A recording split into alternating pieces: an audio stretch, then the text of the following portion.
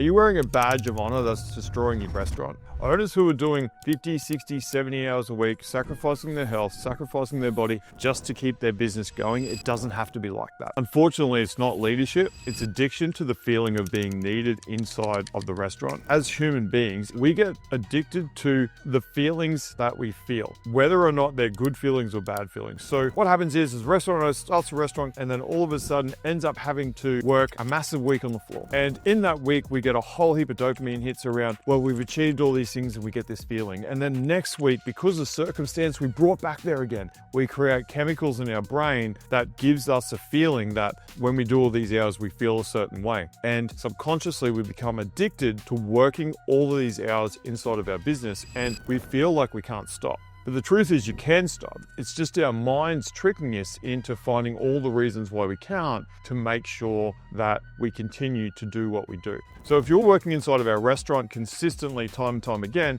that's our safe zone. That's where we're in control. We feel confident. We know what's going on. We're ready to go again. Even though consciously we know it's insanity, but we still keep doing it. And what ends up suffering because of that is our health, our marriage, our relationships with our children. And then on top of that, what usually happens when we're doing this amount of hours is that financially the business starts going down. And it's not because that you're lazy. It's not because that you're not a hard worker. It's actually the opposite. You're so hard working that sometimes we miss the key core, which is that we're here to make money. And to make great money in the restaurant industry, you need to be able to step back and understand what's going on around you and focus on all the key aspects that are going to help you do that. So from a mindset point of view, what I want you to understand is there's three things that's going to help you significantly change your situation. The first thing is we need to change the frame of the way we're viewing our work inside of our business. We work all these big hours, the ego takes over control, and we use this as our badge of honor. Consciously, we know it's bad.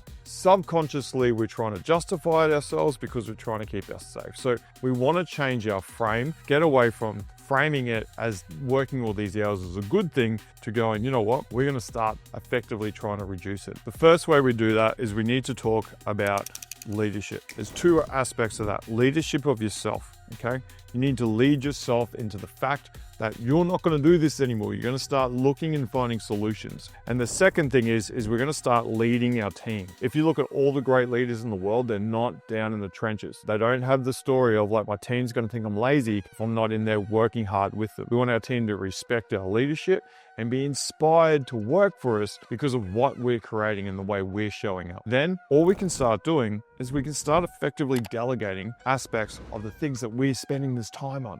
Now, if we're really clear on some tasks that we can start delegating and we just start with one thing and we start delegating effectively, we're going to start creating systems. And those systems is going to allow us to get out of the business for prolonged periods of time. Now, the delegation equation, if you haven't seen it before, go back on this YouTube channel and go and watch how to effectively. It's okay to be doing a heap of hours right now, but it's not okay to continue it. What I hope that you get from this video is the fact that it's not a you thing. Our bodies have been trained to do it, and you've become a victim of your circumstance and you've become a prison of the life that you've created for yourself while you're out there trying to build the vision that you want to build. So if that's you right now, don't beat yourself up. It's okay. Realize that you've just fallen into an addictive cycle of working a bunch of hours and telling yourself a story to keep you there. Understand that the moment that you let go of the story around it's okay to it's not okay and I've got to start leading myself out of this, and then we start leading our team, then we go and delegate our tasks effectively to our team. And I'm not talking about you got to give everything away tomorrow. What I'm saying is just pick one thing that you do every single week and give it to someone else to do and delegate that effectively and do that until they get it right, and be okay with the fact they're going to get it wrong. 80% done by someone else is better than 100% done by you. So don't worry if it's not quite perfect.